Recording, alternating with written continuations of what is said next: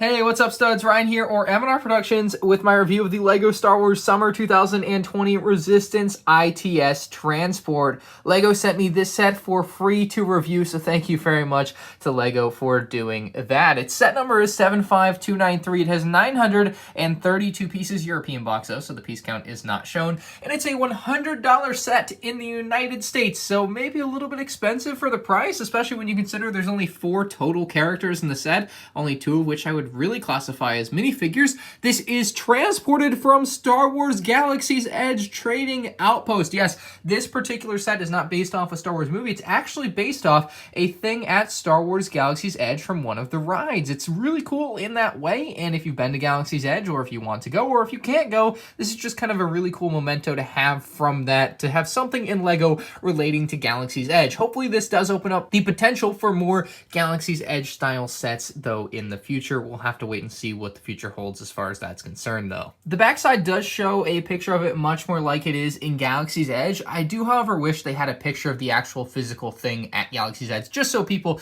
knew exactly what it was without having to Google it. But still, really neat looking set on the box. We're going to open this up and take a look at the figs right now. This is Moradi. She has regular brown legs. She's got a small blaster, regular old orange arms, no arm printing or anything. For a set with only 2 figs for $100, you would think maybe they'd go a little bit more with the arm printing or leg printing with something like this, but they didn't. Her hairpiece, though, maybe is the highlight to me. I love the gradient look it has going from the blue to the black, or vice versa. It does look really good in that regard. Her torso print, while it's a nice design, you can look and see the quality of the print is just awful. LEGO is really losing their marbles here.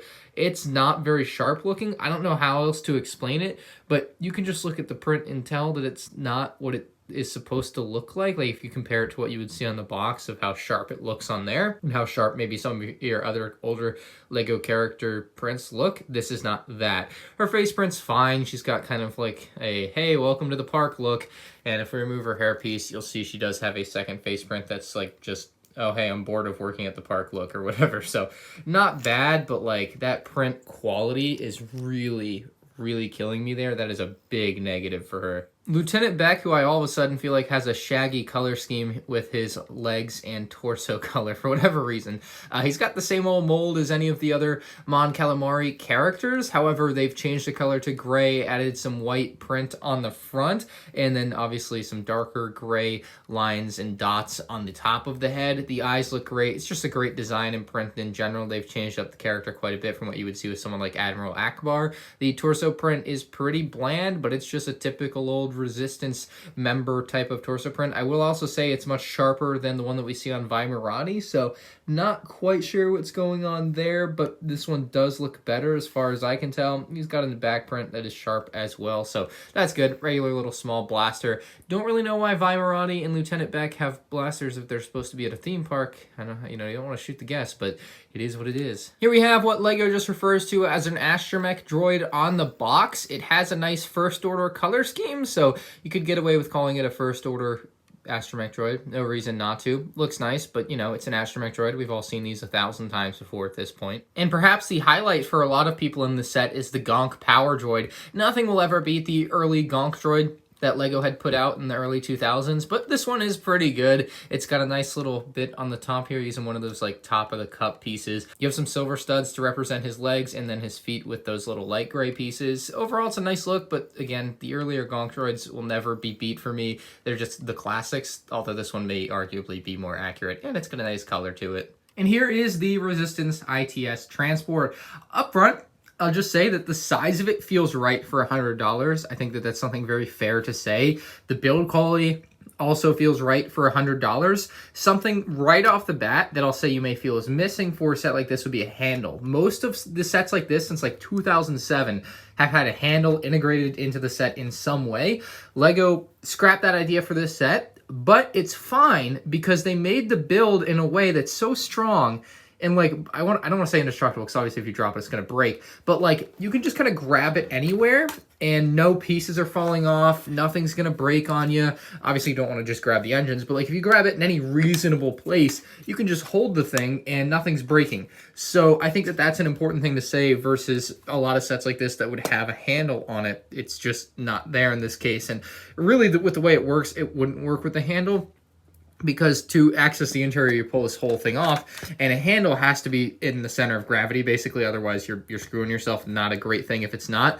And so it'd have to be probably right around this tile, and so you would lose the ability to just take the whole top off and get really easy access to the interior, because you can't put it back here, because then you lift it up, and it'll just drop forward, and it won't be a very fun experience. So that was kind of something that I noticed right away with this set. It's like, oh, it doesn't have a handle, but it's okay, because they made the build so damn good. The cockpit of the set is really nice looking on the outside. They've got this really clean look with some dark tiles there, some dark trans tiles. They have the stud shooters on either side of it that can spin 360 degrees, which is awesome. They shoot like stud shooters. I'm not even going to show you that, but it's nice. It looks nice in that way. The color scheme all matches up pretty well. I really love the way that you can access this as well. You're going to lift up on this, and you can just look at the way that like the bricks all come together, and then the way they pull apart is actually really cool too. Let me give you a wide angle. The way they pull apart is really cool. I don't know why I love it, but I just do. I just think it's a really neat mechanism. There's kind of a lot of wasted space back in here, all just used to kind of bolster the strength of the build. That's why. But yeah, there's just a lot of space there that you don't really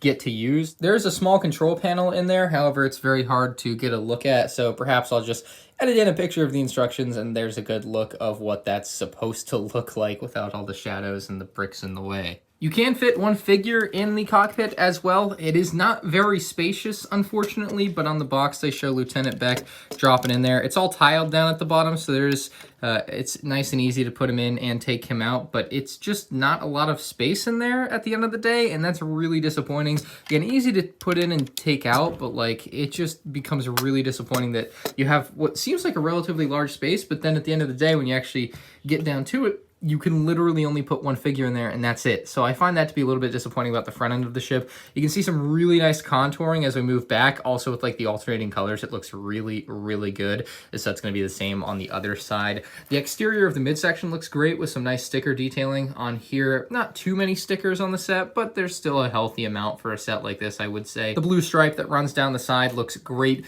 And I must say, this is a set that has better building techniques than I think it lets on to.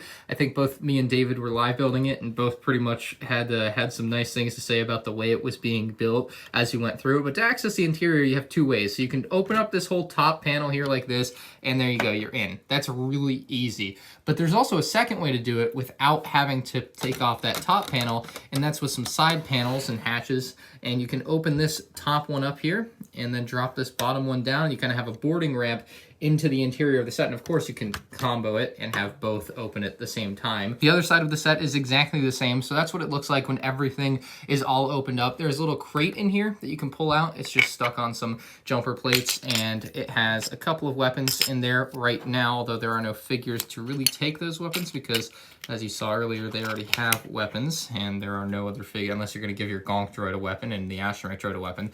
Otherwise, you just have a crate with a couple weapons being carried throughout the galaxy. But with the crate in there, it leaves you with very little extra interior space. And this is a set, when you look at it from the outside, you would think has a ton of interior space because it does look pretty spacious. But then when you get to the inside, there's literally like 16 studs you can use, and that is just massively disappointing. It is something LEGO's kind of been doing over the last few years, where they've been really bolstering the build at the cost of interior space. You can see it in sets like the Clone Turbo Tank, I think, is a pretty good example as well. And you just don't have a ton of space. Like, I don't even know where to put the gongs right now. Like, you can throw them, I guess, on top of the box, but like you can't even fit all the figures in the set, and that to me is just massively disappointing. There is nowhere for him to go. I actually do want to show this, the way these panels close up. The top one has to close down first because it'll be flush with the side of the set. If it doesn't close down first and you close the bottom one first, it doesn't ride in flush with the rest of the set. So you have to close the top one, then the bottom will do the same on the other side, top one, bottom one, and then you have the top of the set here, which pops right back on and your figures are in there nice and safe. Just like I said, unfortunately, our GONG droid is left out to dry, and it's not like there's some magic space in the back of the set here that you can just open and drop the GONG droid in. There would have been nice if there was enough space for him to do that. You can maybe have him ride on top or something, but like at the end of the day, there's just no real space for him, and I find that to be extremely disappointing when in a set that I already feel like has less figures than it should, can't even fit all of its figures in the set. Just like, what are you doing? The third and final section of the set is extremely well built. Again, it's the whole engine area,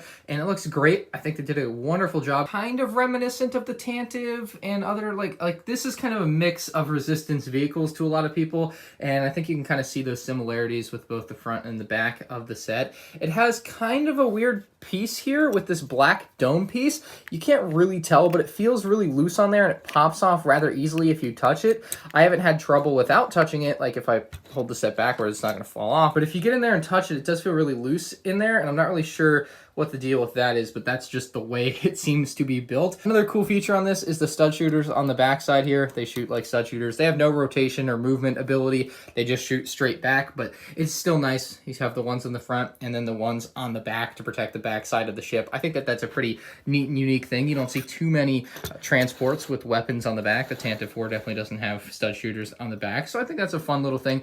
I'm pretty sure LEGO just added that like as a play feature. They figured they could shoehorn in there, and that's fine. I think that works. You can take it out if you don't like it. Perhaps if you swap the studs from red to trans orange, you could make it look a little bit more like the rest of the thrusters, and it would just match a lot better. So that's pretty much everything on the set. The lack of minifigure selection coupled with the inability to even fit those few minifigures in the set at once is really saddening to me. This is a good set though still. I just think it should have included one more character at least with Hondo Ohnaka, because he is kind of like the guy at Galaxy's Edge, and it would have been really nice for LEGO to acknowledge that. But in this case, they're like, oh no, we can only do figures based off the one ride from the one little area. It's like, dude, you should have had the Hondo in here. Like, it just would have worked, right? So we get all the Clone Wars fans interested in this set that may not have been interested in it otherwise. But it's still a really good set. I think it's one of the more enjoyable LEGO builds I've done lately. It has some very interesting and unique techniques that I really haven't seen elsewhere in Star Wars sets. I just found it to be a really fun and enjoyable build, and the outcome of that is some really interesting ways of opening and closing things and moving things, and you know, it's just a fun one. I think that that's definitely something worth highlighting. Overall, I think an 8 out of 10 is in order. If it had Hondo and better interior space, it might have gotten a little bit of a higher score, but the build overall is very strong. It's got nice play features, like there's little things like that. It does feel really niche for $100, but hey, if they think it can sell for $100, it's Galaxy's Edge. I think anyone that goes to Galaxy's Edge and likes LEGO is going to be kind of into this inherently, so maybe a lot of people will be buying it from there anyway. But yeah, that's the Galaxy's Edge Resistance I-TS Transport set. Let me know what you think about it in the comments below. If you enjoyed the video, a like is always appreciated, and if you're new to the channel, make sure you subscribe. You can check out more of my LEGO Star Wars Summer 2020 set reviews on the end screen now.